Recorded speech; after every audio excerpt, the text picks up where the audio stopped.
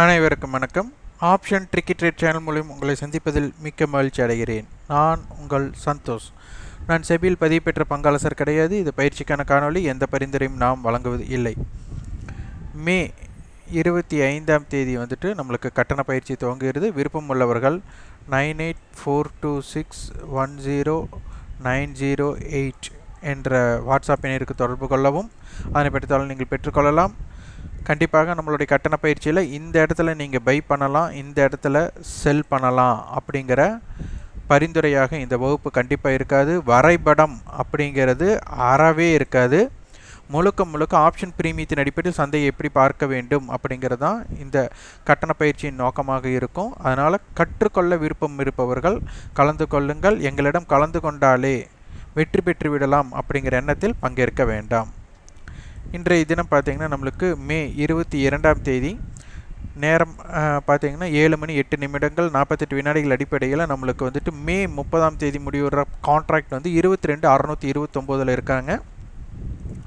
பார்க்க போனால் இது ஒரு இன்சைடு ஓப்பன் அப்படிங்கிறது தான் நம்மளுக்கு இந்த இடத்துல தென்படுகிறது. ஏனென்றால் 22,677 நம்மளுக்கு மே ஃபியூச்சரோட நேற்றைய வர்த்தக ஹை, லோ 22,510 ஓப்பன் லோ கொடுத்துருக்குறாங்க. அப்போ மார்க்கெட்டை பொறுத்தவரை 22,510 22,677 ஒரு 160 புள்ளிகள், 80 புள்ளிகள்னால் அப்போ 22,597 அந்த மாதிரி நம்மளுக்கு 90 அந்த மாதிரி நம்மளுக்கு வரும். அப்போ இது ஒரு மிட் பாயிண்ட்டாக இன்றைக்கி இருக்க போகிறாங்க. ஃப்யூச்சருக்கு ரொம்ப முக்கியமானதாக பார்க்கப்படுகிறது. அட்டவணையில் நம்ம போட்டியாளர்களை பார்க்கணும். முதல்ல இதோட கான்செப்டை நீங்கள் கொஞ்சம் புரிஞ்சுக்கிறதுக்கு முற்படணும். இப்போ இந்த 22,500 கால் புட்டு அதிகமான வர்த்தகமாயிருக்கு. அப்போது இதில் தான் நம்மளுக்கு அதிகமான ஹெச் இருக்கக்கூடிய வாய்ப்புகள் இருக்கலாம், அதிகமான வர்த்தகம் இருக்கலாம், எப்படி வேணாலும் நம்ம எடுத்துக்கலாம். ஆக மொத்தம் 22,500 கால் புட்டு.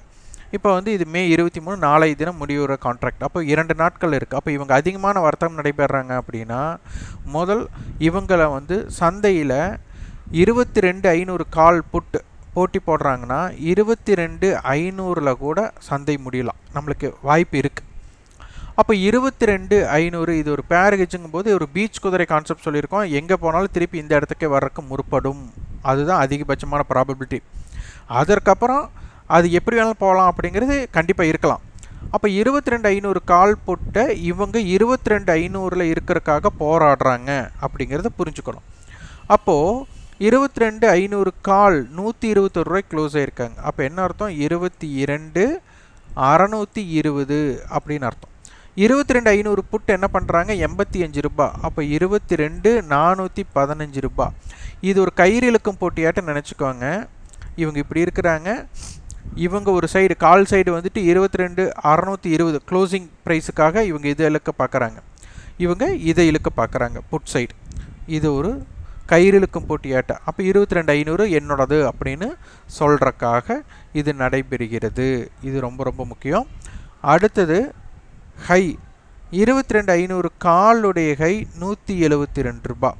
அப்போ 22,672, 22,500 புட் 142 ரூபாய், 22,358.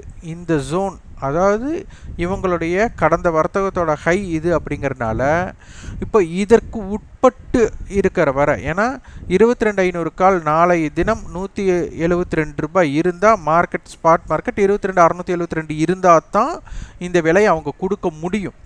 அப்போது 22,500 கால் 172 ரூபாய் கடக்கக்கூடிய சந்தர்ப்பம் இல்லைன்னா ஸ்பாட் மார்க்கெட் 22,672 போகாது அப்படிங்கிறதான் இங்கே.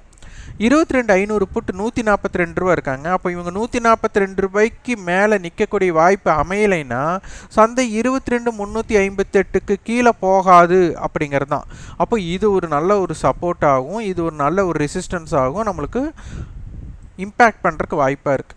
அப்போ ஒரு பீச் குதிரையோட கான்செப்டில் இந்த இடத்தோட எல்லைகள் நம்மளுக்கு ரொம்ப முக்கியமாக பார்க்கப்படுகிறது. இதை ஒரு சீசா விளையாட்டாகவும் பார்க்கணும், அதே போல் ஒரு கயிறிழுக்கும் போட்டியாக பார்க்கணும், எப்படி வேணாலும் நீங்கள் பார்க்கலாம். இந்த அட்டவணையில் எந்த ஸ்ட்ரைக் மாற்றம் அடைகிறதோ அதற்கு தகுந்த மாதிரி சந்தையோட ரேஞ்ச் நம்மளுக்கு மாறக்கூடிய வாய்ப்புகள் உள்ளது. அப்போது இந்த எல்லைக்கு உட்பட்டு இருந்தால் என்ன நடைபெறுது, அப்போ இன்றைக்கி போட்டியாளர் மாறினா என்ன நடக்குது அப்படிங்கிறத நம்ம பார்த்துட்டே இருக்கணும். அதற்கு தகுந்த மாதிரி எல்லைகளை நம்ம வகுக்க வேண்டும். அப்போ ப்ராபபிலிட்டி இதில் இப்படி இருந்தால் இப்படி நடக்கிறதுக்குண்டான வாய்ப்புகள் அதிகம் அப்படிங்கிற மாதிரி நம்ம வந்து ஒரு ஸ்ட்ராட்டஜி பில்ட் பண்ணிட்டீங்கன்னா, அதில் ஒரு டிசிப்ளின் ட்ரேடை க்ரியேட் பண்ணிங்கன்னா உங்களுக்கு மிக சிறப்பாக இருக்கும். அடுத்தது ஆப்ஷன் செயின், அங்கே போய் நம்ம இம்ப்ளைட் வாலிட்டி நம்ம பார்க்கணும். நேற்றைய தினம் வந்து சரியாக அப்டேட் ஆகாமல் இருந்தது நம்ம மாலை பார்க்கும்போது. இப்போ இம்ப்ளைட் வாலிட்டி பார்த்தீங்கன்னா, இம்ப்ளைட் வாலிட்டி நம்மளுக்கு இப்போ கால் சைடு 13 இருக்குது, புட் சைடு வந்து 16 இருக்குது. இப்போ இங்கே வந்து புட் சைடு நம்மளுக்கு அதாவது கால் சைடை கம்பேர் பண்ணும்போது அதிகமாக இருக்குது. இப்போது இந்த இம்ப்ளைட் வாலிட்டி அதிகமாக இருக்கிற பக்கம் விலை உயரும், இம்ப்ளைட் வாலிட்டி குறைவாக இருக்கிற பக்கம் விலை உயரும் அப்படிங்கிற மாதிரி லாஜிக்கெல்லாம் கிடையாது. இது வந்து முழுக்க நம்மளுக்கு சந்தையில் இங்கே நடக்கக்கூடிய நிகழ்வை பொறுத்து மாறுபடும். இங்கே நீங்கள் வந்துட்டு நம்ம சொல்கிறதாம் ப்ரீவியஸ் க்ளோஸ் மேலே கீழே, ஓப்பனுக்கு மேலே கீழே, yesterday high or weekly high, monthly high, yearly high, அதே மாதிரி same side yearly low, monthly low, weekly low, yesterday low, இதுக்கு மேலே இருக்கிறாங்களா கீழே இருக்காங்களா அதற்கு தகுந்த மாதிரி மாறுபடும். இப்போ நினச்சி பாருங்கள், நம்ம வந்துட்டு ஒரு கடையில் நம்ம ஒரு கடை வச்சுருக்கிறோம், ஒரு வியாபாரம் பண்ணணும் அப்படின்னா முதல் அந்த கடையை திறந்தா தான் நம்மளுக்கு வந்து வியாபாரம் பண்ண முடியும். இல்லை கஸ்டமர் இருக்கிறாங்க ஆனால் நம்ம கடையோட சாவியை கொண்டு போகலை அப்படின்னா நம்ம அந்த கடையை திறக்க முடியுமா? சாவி வச்சு தான் திறக்கிறதுக்கு எல்லாம் முற்படுவாங்க. அப்படி இல்லைன்னா பூட்டு உடச்சி என்ன வேணும் பண்ணலாம் அப்படிங்கிற மாதிரி நம்ம போகலாம். இருந்தாலும் அதற்காக நம்ம வந்துட்டு ஒரு நெறிமுறை அப்படின்னா பூட்டு உடைக்கிறதுக்கு பார்க்க மாட்டாங்க எந்த கடைக்காரரும். அப்போ அதுபோல் நம்மளுக்கு சந்தை வந்துட்டு மேல் நோக்கி தான் போகணும் அப்படின்னு இருக்குது. ஆனால் அந்த இடத்துல ஓப்பன் ஹை அப்படின்னு அமைஞ்சிருச்சுன்னா லாஜிக் அடிப்படையில் நீங்கள் நினச்சி பாருங்கள், அந்த ஓப்பன் ஹை இருக்கிற வர சந்தையால் மேலே போக முடியுமா அப்படிங்கிற கொஷின் மார்க். ஓப்பன் லோ இருக்குது, மார்க்கெட் கீழே தான் போகணுன்ட்டு இருக்குது, ஆனால் அங்கே ஓப்பன் லோ ஃபார்மேஷன் இருக்குது. அதாவது ஓப்பனும் லோவும் சமமாக இருக்குன்னா அப்போ சந்தை அதற்கு கீழே எப்படி போக முடியும்? அந்த லோவை பிரேக் பண்ணால் மட்டும்தான் போக முடியும். அப்போ ஓப்பன் லோ பிரேக் பண்ணவே இல்லைன்னா அப்போ அதற்கு கீழே சந்தை போகவே இல்லைன்னு அர்த்தம். அப்போ ரேஞ்ச் என்ன ஆகணும்? லாஜிக்காக ரேஞ்ச் வந்து என்ன ஆகணும்னா மேல் சைடு தான் வரணும். அப்போது இதை அடிப்படையில் தான் நீங்கள் ஒவ்வொன்றாக பார்க்கணும். பொதுவாக நீங்கள் இம்ப்ளைடு வாலட்டிலிட்டி அதிகம் கம்மி அதனால் இப்படி இருக்கும் அப்படி இருக்குன்னு நினைக்க வேண்டாம். அதனால் உங்களுக்குன்னு ஒரு ஸ்ட்ராட்டஜி பில்ட் பண்ணும்போது இது இம்ப்ளைடு வாலிட்டி குறைவாக இருந்தால், ஒரு கிரிக்கெட் மேட்சாக இருந்ததுன்னா அது ஒரு பவுலிங் பிச்சாக நினச்சிக்கோங்க. இதே இம்ப்ளைடு வாலிட்டி அதிகமாக இருந்துச்சுன்னா அது ஒரு பேட்டிங் பிச்சாக நினச்சிக்கோங்க. அப்போ பேட்டிங் பிச்சில் வந்து பேட்ஸ்மேனை தான் அதிகமாக எடுக்கிறதுக்கு முற்படுவாங்க. பவுலிங் பிச்சில் என்ன பண்ணுவாங்கன்னா பவுலர்ஸ் அதிகமாக எடுக்கிறதுக்கு முற்படுவாங்க. அப்போ டீம் செலெக்ஷனில் இதற்கு தகுந்த மாதிரி பிச் ரிப்போர்ட்டுக்கு தகுந்த மாதிரி பண்ணுவாங்க. அப்போ இது ஒரு பிச் ரிப்போர்ட்டாக இருக்கும்போது இதற்கு தகுந்த மாதிரி வியாபாரங்கள், அப்போ ஆப்ஷன் பையர் ஆப்ஷன் செல்லர் அப்படின்னு பார்க்கணும். இம்ப்ளைடு வாலிட்டி குறைவாக இருக்கும்போது ஆப்ஷன் செல்லருக்கும் ஒரு பெரிய உகந்ததாக இருக்காது, ஆப்ஷன் பையருக்கும் ஒரு இருந்தால் இருக்காது. ஒரு பக்கவாட்டு சைடுவே மார்க்கெட், ஒரு மந்த நிலை, வேல்யூம் லோ, இந்த மாதிரி எது வேணாலும் நடக்கிறதுக்கு வாய்ப்பாக இருக்கலாம். அப்போது இந்த பேஸ் பண்ணி சந்தையில் இன்றைக்கி யார் தாக்கம் இருக்கா இல்லையாங்கிறத புரிஞ்சுட்டு வியாபாரம் செய்ய முற்படலாம். அதனால் இது ரொம்ப முக்கியத்துவம் கொடுத்து பாருங்கள். பேங்க்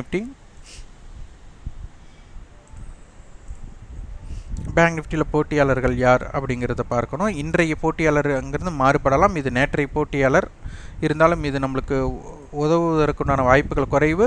இன்றைய தினம் என்ன அட்டவணையில் இருக்கோ அதுக்கு தகுந்த மாதிரி தான். இது ஒரு மல்டிபிள் ஹெட்ஜுன்னு சொல்லுவாங்க. இது ஒரு நாக் அவுட் மேட்ச் மாதிரி. புட் ஆப்ஷன் 48,000 புட், 48,200 கால், 48,000 கால், 48,100 கால் இவங்களோடையெல்லாம் போட்டி போடுறாங்க. அப்போ 48,000 புட் 48,000 கால் தான் பொதுவாக நம்மளுக்கு இருக்குது. அப்போ 48,000 அப்படிங்கும்போது அதனுடைய ஹை, புட் ஆப்ஷனுடைய ஹை 291 ரூபா. அப்போ 47,700, 48,000 காலோடது 374 ரூபா, 400 வச்சுட்டா 48,400. அப்போ இந்த ஜோனை இம்பேக்ட் பண்ணுறாங்க. இது ஒரு நாக் அவுட் மேட்ச். அப்போ வந்துட்டு ஒரு 48,000 புட் நம்ம கண்டிப்பாக என்ன ஒரு 48 200 காலாவடியும் ஜெயிக்கணும், 48,000 காலாவடியும் ஜெயிக்கணும், 48 100 காலாவடியும் ஜெயிக்கணும். அப்போ தான் இது வெற்றியாளராக மாற முடியும். அப்படி இல்லாத பட்சத்தில் என்ன நடக்குது அப்படிங்கிறத பார்க்கணும். இப்போ 48,000 புட் 192 ரூபா இருக்காங்க, 48,000 கால் நம்மளுக்கு 181 ரூபா இருக்கிறாங்க. அப்போ பார்க்க போனால் நம்மளுக்கு வந்து பார்த்திங்கன்னா இதற்கும் வந்து பார்த்திங்கன்னா நம்மளுக்கு ஒரு 10 ரூபா வித்தியாசமாக இருக்குது. அப்போது 47 நம்மளுக்கு புட் ஆப்ஷனுடைய விலை தான் அதிகமாக இருக்குது. அப்போ 47,990 தான் நம்மளுக்கு வீக்லி ஃபியூச்சர் இருக்குதுன்னு அர்த்தம். அப்போ இது 48,000 கீழே இப்போதைக்கு முடிஞ்சிருக்காங்க அப்படிங்கிறதையும் நம்ம பார்க்கணும். அப்போ பார்க்க போனால் நம்மளுக்கு வந்துட்டு டிஸ்கவுண்டில் இருக்காங்க, கிட்டத்தட்ட ஒரு 50 பாயிண்ட் டிஸ்கவுண்ட்லேயே இருக்கிறாங்க. அப்போ நம்மளுக்கு டிஸ்கவுண்டில் இருக்குது அப்படிங்கும்போது நீங்கள் நினச்சிக்கலாம் ஒரு ப்ரீமியத்தில் இருக்கும்போதும் டிஸ்கவுண்டில் இருக்கும்போதும். அப்போ ப்ரீமியத்தில் இருக்குன்னா அந்த பொருளுக்கு ஒரு டிமாண்ட் இருக்கிறதுக்குண்டான வாய்ப்புகள் அதிகம். இதே டிஸ்கவுண்டில் இருக்குது அப்படின்னா அந்த பொருளுக்கு வந்து சப்ளை அதிகமாக இருக்கிறதுக்குண்டான வாய்ப்பு இருக்கலாம். அப்போ சப்ளை அதிகமாக இருக்குன்னா அப்போ மார்க்கெட் இறங்கிடும், டிமாண்டில் இருக்குன்னா மார்க்கெட் ஏறிடும். அப்படின்னா அதுவும் சந்தையோட சூழ்நிலையை தகுந்த மாதிரி தான் மாறுபடும். இதுக்கும் நம்மளுக்கு என்ன தேவைன்னா ப்ரீவியஸ் க்ளோஸ், ஓப்பன், இந்த ரெண்டுக்கும் ஒரு ஸ்ட்ராட்டஜி மாதிரி கடந்த வர்த்தகத்தோட ஹை, கடந்த வர்த்தகத்தோட லோ, இதோட ஃபார்மேஷன்லேயும் நீங்கள் பார்க்கணும். அப்போ இங்கே வந்து நம்மளுக்கு டிஸ்கவுண்ட் இருக்குது அப்படின்னதுமே ப்ராபபிலிட்டி, நம்மளுக்கு வந்து ப்ராபபிலிட்டியான சான்சஸ் வந்து கீழே போகிறக்கு தான் வாய்ப்பு இருக்கலாம். இருந்தாலும் ஆனால் டிஸ்கவுண்ட் இருக்கிறனால கீழே மட்டும்தான் போகும் அப்படின்னு நீங்கள் நினச்சி வர்த்தகம் பண்ணால் அது தவறாகவும் போயிடும். அதனால் இதை வந்துட்டு நம்மளுக்கு மேலேயும் போகிறக்குண்டான வாய்ப்பு இருக்கா. ஆனால் கீழே போகிறக்குண்டான ப்ராபபிலிட்டி அதிகமாகவும் மேலே போகிறக்குண்டான ப்ராபபிலிட்டி ஆஃப் சான்சஸ் குறைவாகவும் நினைக்கணுமே தவிர டிஸ்கவுண்டில் இருக்கிறதுனால மார்க்கெட் கீழே மட்டும்தான் போகும் அப்படிங்கிற எண்ணத்தில் நம்ம பார்க்கக்கூடாது அப்படிங்கிறது தான் இதை நோக்கமாக நான் சொல்கிறோம். அடுத்து ஆப்ஷன் செயினில் இம்ப்ளாய்டு வாலட்டிலிட்டி எப்படி இருக்குன்னு பார்க்கணும். இம்ப்ளாய்டு வாலட்டிலிட்டி இந்த புட் சைடு மிக அதிகமாக இருக்குது, கால் சைடு குறைவாக இருக்குது. இதை வந்து நம்ம ஆப்ஷன்ஸ் செல்லரோட பாயிண்ட் ஆஃப் வியூவில் பார்த்தோம்னா உங்களுக்கு இங்கே ஒரு இது வந்து ஒரு காரணியை தான், இது வந்து நீங்கள் ஒரு பார்வையை மாக்கணும் அப்படிங்கிறக்காக சொல்கிறோம். ஒரு பொருளை 10 ரூபாய்க்கு செல்லடிக்கிறாரு அப்படின்னா அந்த ஆப்ஷன் செல்லருக்கு அதிகபட்சமான ப்ராஃபிட் என்ன அப்படின்னா இது 0 ஆச்சுன்னா 10 ரூபா தான் ப்ராஃபிட் வரும். ஆனால் இங்கே 10 இம்ப்ளாய்பிலிட்டி அதிகமாக இருந்தால் என்ன ஆகுனா 10 ரூபா பொருள் 15 ரூபா இருக்கும். அப்போ அவங்களுக்கு ஆப்ஷன் செல்லருக்கு என்ன கிடைக்கும்னு நினச்சி பாருங்கள். இது ரொம்ப ரொம்ப முக்கியமான பாயிண்ட்டு. இதை நீங்கள் இது ஒரு முக்கியத்துவம் கொடுத்து இதை பார்க்க வேண்டும். அப்போது இம்ப்ளாய்டு வாலட்டிலிட்டி கம்மியாக இருக்கிறத போய் செல்லடிச்சா அவங்களுக்கு லாபமா, இம்ப்ளாய்டு வாலட்டிலிட்டி அதிகமாக இருக்கிறவங்கள போய் செல்லடிச்சா அவங்க லாபமா அப்படின்னு பார்க்கணும். இது மட்டுமே காரணம் கிடையாது. இதுக்கும் நான் திருப்பி மீண்டும் சொல்கிறது தான், previous close, open, yesterday high, yesterday லோவை வச்சு நீங்கள் ஒரு பேஸ்டு ஸ்ட்ராட்டஜி இதை பில்ட் பண்ணிங்கன்னா உங்களுக்கு இது ஒரு முக்கியமாக இருக்கும். அதுக்கு முக்கியமாக நீங்கள் பார்க்க வேண்டியது ஓப்பன் அப்படிங்கிறது ரொம்ப ரொம்ப முக்கியமான ஒன்றாக பார்க்கப்படுகிறது. அதனால் 0 ஆர் ஹீரோ இம்பேக்ட்டுக்கு இது ரொம்ப ரொம்ப உதவும். அதனால் இம்ப்ளாய்டு வாலட்டிலிட்டியை ரொம்ப முக்கியத்துவம் கொடுத்து பாருங்கள். இந்த காணொலி உங்களுக்கு பயனுள்ளதாக இருந்தால் லைக் பண்ணுங்கள், ஷேர் பண்ணுங்கள், சப்ஸ்கிரைப், கண்டிப்பாக உங்கள் ஃபீட்பேக்கை கமெண்ட் பாக்ஸில் பதிவு பண்ணுங்கள். நன்றி, வணக்கம்.